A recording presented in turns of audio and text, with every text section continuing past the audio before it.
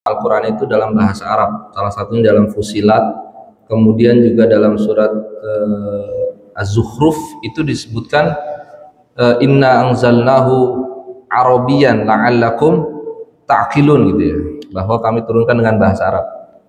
Jadi para jamaah sekalian ya, apa yang dideteksi oleh seorang Al-Imam As-Suyuti bahwa bahasa dalam Al-Quran ternyata ada yang berakar dari selain bahasa Arab, itu lebih kepada bahwa peradaban bangsa Arab itu sesungguhnya masih ada akar peradaban dengan bangsa-bangsa yang lain gitu ya.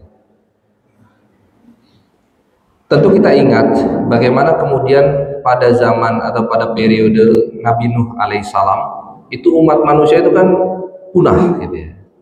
Banyak yang terseret banjir bandangnya Nabi Nuh gitu ya.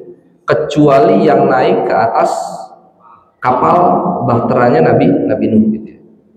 Jadi manusia itu banyak yang tersapu banjir gitu ya. Hanya beberapa yang selamat, yaitu yang naik ke atas kapal.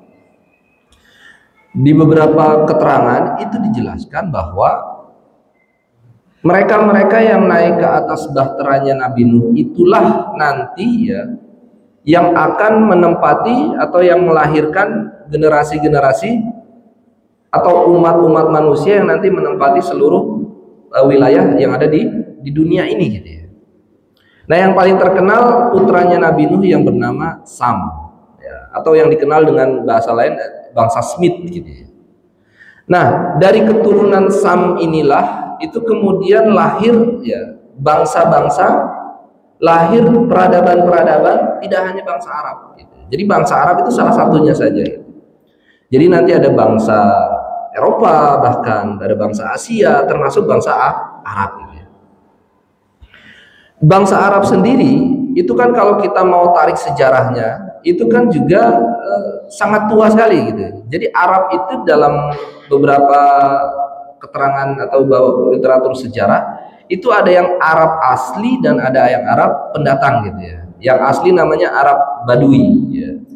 Yang pendatang itu namanya musta'ribah ya, atau terbalik ya, Bas. Ada yang musta'ribah, ada yang baidah gitu ya. Ada yang asli, ada yang pendatang gitu. Nah, singkatnya gitu ya, bahasa Arab gitu itu masih ada akar dari bahasa-bahasa sebelumnya. Katakanlah di situ bahasa Suryani, katakanlah di situ bahasa Ibrani, katakanlah di situ bahasa Persia gitu ya. Maka kemudian Al-Imam As-Suyuti ya, menurut saya melihatnya itu ke sana gitu ya. Jadi bahasa Arab yang dimaksudkan di sini adalah tentu bahasa Arab yang memiliki akar dengan bahasa-bahasa yang lain, dengan peradaban-peradaban bangsa sebelumnya gitu ya. Dalam hal ini bangsa Suryani, bangsa Nabtea, bangsa Ibrani, bangsa Persia dan lain sebagainya. Dan itu menjadi alasan kemudian menurut Al-Imam As-Suyuti perlu dideteksi juga gitu ya, bahwa betul bangsa Arab yang sampai saat ini masih diucapkan ya, masih dikomunikasikan, mungkin itu betul-betul itu yang di Mekah, Madinah dan sekitarnya saja gitu ya. Tetapi akarnya itu ternyata masih ada yang memiliki akar kata dari bangsa Syria. Makanya kemudian ada seorang orientalis dari Inggris ya, itu berkesimpulan bahwa kalau begitu ya bisa jadi Al-Quran itu bukan diturunkan di Mekah dan Madinah gitu ya. Bisa jadi diturunkan di tempat lain. Orientalis ini selain dengan mengargumentasi bahwa memiliki akar kata dari bangsa lain, dari bahasa lain, orientalis itu mengargumenkan bahwa bahasan Al-Quran itu pembahasannya kan tidak hanya hal-hal yang ringan gitu ya. Itu sangat berat gitu ya. Tentang kehidupan pasca kematian gitu ya. Dan itu adalah konsumsinya orang-orang yang sudah belajar filsafat gitu ya. Ketika itu yang menguasai pembahasan filsafat itu adanya di Mesopotamia gitu, di Irak gitu ya. Maka orientalis ini berkesimpulan kalau begitu Al-Quran tidak diturunkan di Mekah dan Madinah, tetapi di Mesopotamia, karena itu diperuntukkan untuk orang-orang yang sudah belajar filsafat gitu.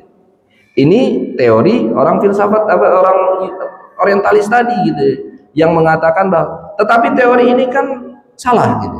Teori ini kan keliru gitu. Tidak serta-merta juga gitu ya. Ketika pembahasan itu adalah pembahasan yang berkaitan dengan filsafat gitu ya, metafisika dan lain sebagainya gitu ya. Itu kemudian kesimpulannya adalah bahwa Al-Qur'an diturunkan di luar Mekah dan Madinah. Bisa saja ya, itu adalah sebagai isyarat ya bagi umat Islam untuk kemudian bahwa Al-Qur'an itu kandungannya adalah lengkap gitu ya. Nah, oleh karena itu kembali ke pertanyaan tadi, jadi kenapa di Al-Qur'an, di Fussilat dan di surat Az-Zukhruf itu disebutkan bahasa Arab, tetapi kemudian Imam Suyuti itu mengatakan mendeteksi ada bahasa-bahasa dari akar bahasa Arab sendiri. Jadi bahasa Syriani, bahasa Ibrani, bahasa Persia itu menurut Imam Suyuti itu merupakan akar bahasa dari bahasa Arab. Seperti itu, Pak. Wallahu a'lam.